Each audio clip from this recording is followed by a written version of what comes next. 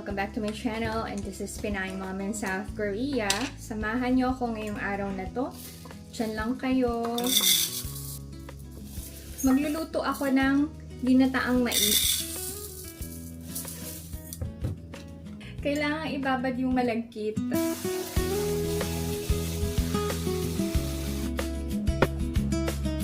How are you to netizens?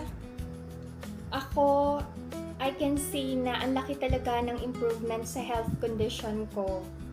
Medyo nakakabalik na ako sa normal routine ko. Thank you, Lord, and thank you sa prayers nyo. May nagtanong, bakit palagi akong nagtutupi ng tuwalya? Dito sa Korea, very common yung ganitong tuwalya. And isang gamitan lang to netizens. After gamit, diretso sa labahan. Kaya madalas akong maglaban ng tuwalya and magtupi ng tuwalya sa vlog. Wala bang malaking tuwalya dito? Meron! Pero yung ganitong tuwalya kasi ang kasya sa bathroom cabinet. Another question, kailan nangyari yung muntikan na kami mag-divorce? Sobrang tagal na to netizens. Maliliit pa si Ina and Ijun nun. So, wala silang alam. Another question, paano ko hinandle yung pagiging first-time mommy? Ang totoo to netizens, hindi naman ako nag-worry kasi si Alex talaga nakasupport sa akin. And team kami from the beginning. So, hindi ako nahirapan na maging mommy kay Ina. Pero ang ginawa namin kasi mag-asawa, bumili kami ng books for pregnancy and for parenting. So, yun yung naging guide namin. Pero syempre, nagpapasalamat din ako sa support ng mga biyanan ko. And si nanay, nakasama ko siya ng ilang buwan dito nung pinanganak ko si Ina. And ako kasi, ugali ko na yung magplano Even yung schedule, maayos talaga yan to netizens. Yung schedule ng nap, ng playtime, ng reading time, lahat yon nakaschedule. Kaya masasabi ko na hindi ako nahirapan as a first-time mommy. Pero syempre, as a first-time mommy, nandyan yung paranoid ako. Tapos, ang bilis kong mag-worry. Nandyan din yung biniblame ko yung sarili ko kapag nadapa, nagkasakit si Ina. Pero alam nyo, habang tumatagal, ang dami kong natutunan as a mommy. Para sa mga bagong mommies, you have to enjoy the moment. You have to enjoy motherhood, being mommy. But of course, don't forget being a wife. Kasi bago kayo naging mommy, wife muna kayo, di ba? Palagi pa rin dapat number 1 ang asawa. Kasi ang tendency, pag nagkaanak na, ang mundo na shift sa anak. Which is wrong. Dapat asawa and then anak. Pero mas okay kung yung asawa nyo is supported din kayo. What else? Nandyan yung magigilty kayo and ibiblame nyo yung sarili nyo pag may nangyari sa anak nyo. It's normal. Okay lang yan to netizens. Pero, you have to understand na there are things na hindi nyo kontrolado. Dahil first time nyo, you're also learning. Yung pagiging magulang, kasabay ng pag-grow ng anak to netizens. Habang lumalaki yung anak natin, mas madami tayong natututunan. Kasabay natin silang mag-grow, kasabay din natin silang natututo. Siyempre, hindi ko na naman natapos-tapos ang pagtutupi ko. But I'm enjoying answering your questions to netizens.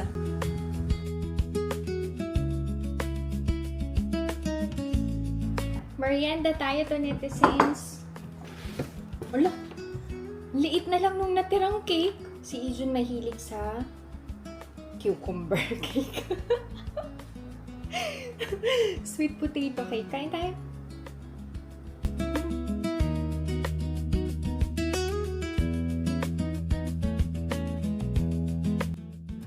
Medyo press ko yung panahon today.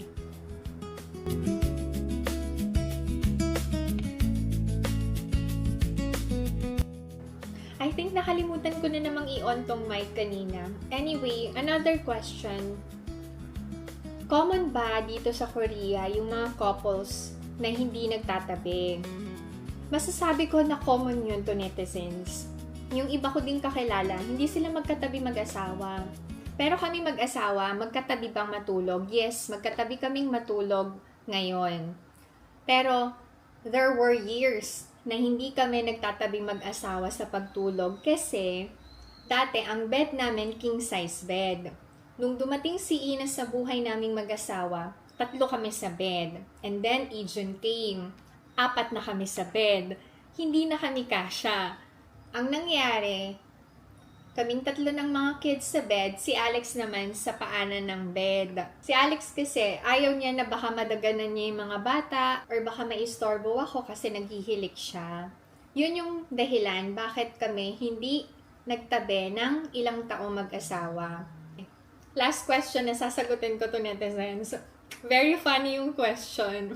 Out of curiosity siguro. Kasi mahilig daw siya sa K-drama. And then kilig na kilig daw siya sa mga Korean actors. Natatawa ko sa question. Ang question is, mahilig ba ang Koreano? Itong question na to, direct message sa akin. Baka daw pwede kong sagutin sa vlog.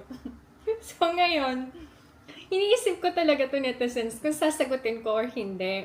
Pero, magbe-base na lang ako sa experience ko. Si Alex kasi... Wag na ayoko sagutin.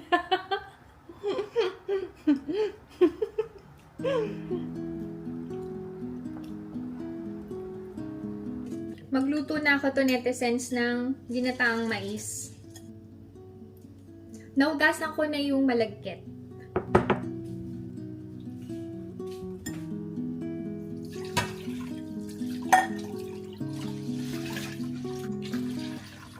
Three cups of water and isang 200 ml ng fresh gata.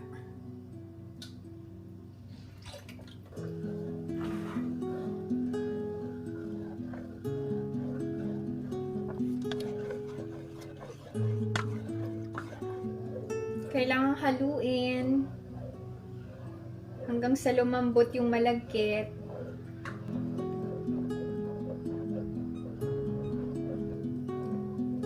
First time ko magluluto nito to netizens. Sana magustuhan ng family ko. But I think si Ijun hindi to kakainin. Si Alex and Ina, pwede pa. Hindi naman bawal ang gata sa may hyperthyroidism, no? Kagabi naisip ko magluto ng ginataang hipon. Yung may kalabasa at saka sitaw. Pero bawal sa akin yung hipon eh. To netizens, I need your help pala. Kasi si Aboji magba-birthday na. Hindi namin alam ni Alex kung ano yung ireregalo sa kanya. Magbigay nga kayo ng suggestion to netizens. Hindi pwedeng magbigay ako ng relo kay Aboji kasi meron siyang Samsung watch. Pera, ayaw niya ng pera. Sasabihin lang nun, bakit mo ako bibigyan ng pera? Eh may pera ako. Wow, flex. Iniisip ko kasi jacket. Pero ito si Omoni, sabi niya, marami ng jacket si Aboji mo, hindi niya na nga nagagamit lahat. And then sabi ko kay Alex, bili kaya tayo ng pangmasahe. Hindi din daw gagamitin yun ni Aboji kasi tamad siya. Ano sa tingin niyo to netizens? Ano bang nagpapasaya sa mga seniors? Alam naman namin kung ano yung nagpapasaya kay Aboji. Yun yung kumpleto kami. Gusto niya yun na salo-salo kami sa hapagkainan. Makikita talaga kay Aboji na kontento na siya sa ganun. And sinasabi naman niya yun sa amin. Sabi niya, hindi ko kailangan ng kung ano-anong material na bagay. Ang importante, pupunta kayo dito, kakain tayo, magkwekwentuhan. I think hindi lang naman si Aboji yung ganun. Lahat ng magulang, yun yung gusto, no? Tagal ko na naghahalo. Ay, medyo lumalambot na yung malagkit to netizens. Pwede na nating i-add yung isa pang pack ng Coco Mama. And ilagay na din natin ang corn.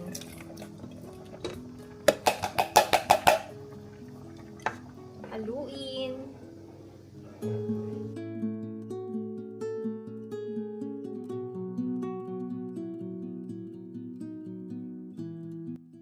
Ilalagay ko sana yung mais na galing sa farm. Kaya lang, frozen. Nakalimutan kong ito.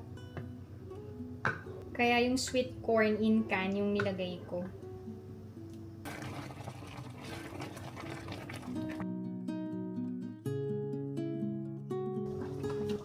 Pwede na lagyan ng condensed milk. Pampatamis.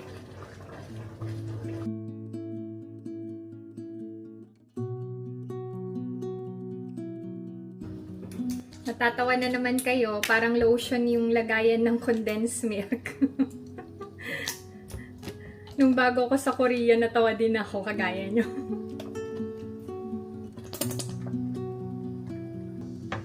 Kung hindi available yung condensed milk, pwede kayo maglagay ng sugar. Dahil ang aking very first ginataang mais. Dali lang pala gawin, no? Bango ito ni Tesens. Tapusin nyo na tong vlog ko, ha? Siya lang kayo.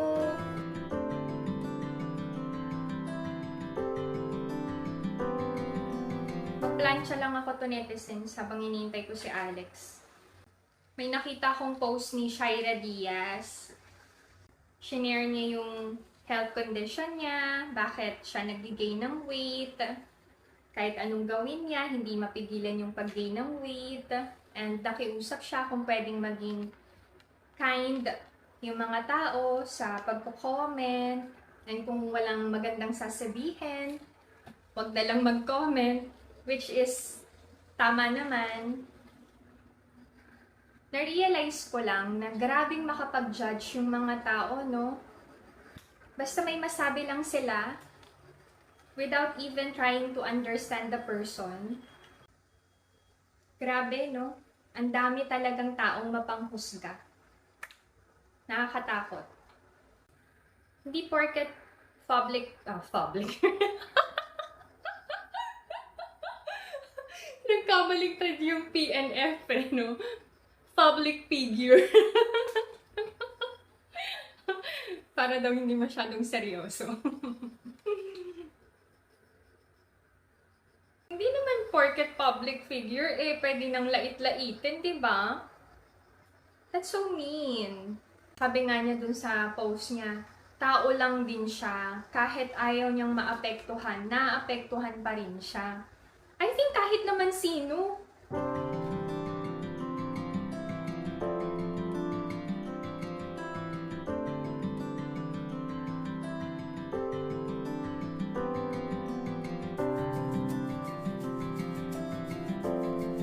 Alex and Ina are home. Nagkita sila sa bus. Sabay silang umuwi. It's takoyaki day. Bawal po sa akin pero konti lang. Kain tayo. Let's see, tinapa. Mamaya daw kainin yung ginataang mais. Sa tama. My love.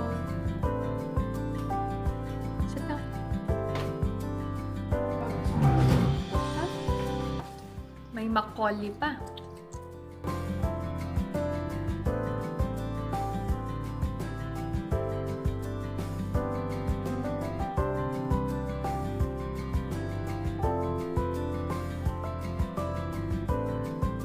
영어 연습해야 돼, 베이비.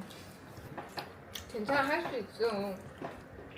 못하는 척 하는 거야. 핸드폰 앱도 있잖아. 여기. 아니, 잘해. 우리 앞에서 부끄러워서 말 못하는 거야. 그럼 뭐 친구들 앞에서 그럼 잘하겠어? 어떻게 말할 건데, 그거? 하이. 저기 무슨, 하이.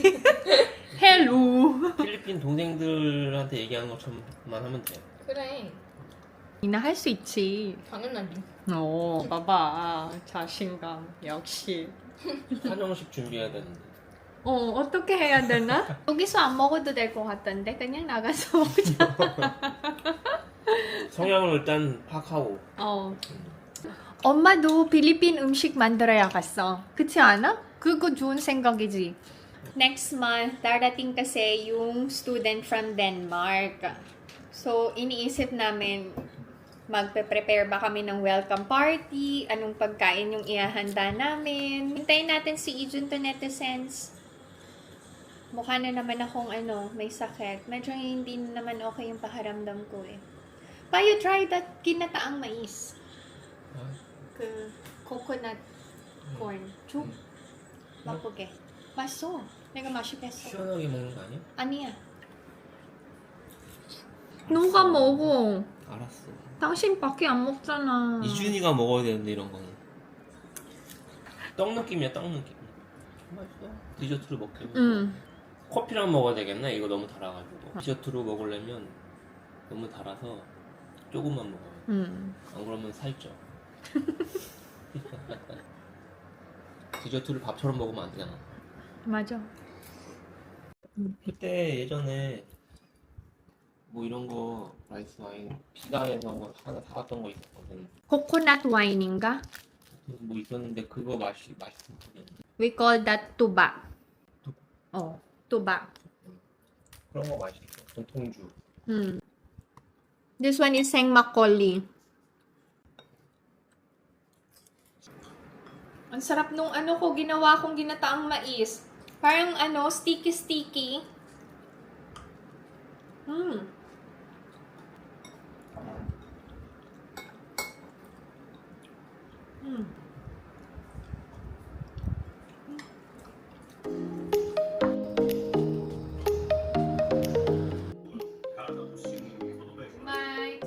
Good night. Manonood sila ng Japanese anime.